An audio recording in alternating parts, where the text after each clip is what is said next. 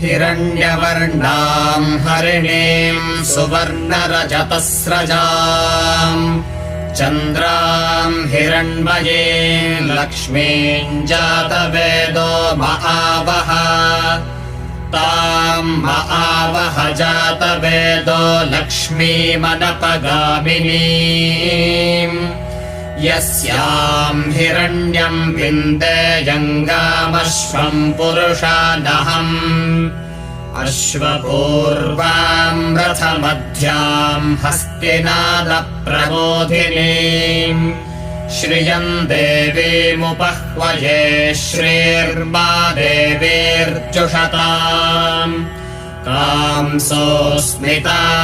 हिरण्यप्राकारामार्द्राम् ज्वलन्तीम् तृप्ताम् तर्पयन्तीम् पद्मे स्थिताम् पद्मवर्णान्तामिहोपह्वये श्रियम् चन्द्राम् प्रभासा यशसा ज्वलन्तीम् श्रियल्लोके देवजुष्टामुदाराम्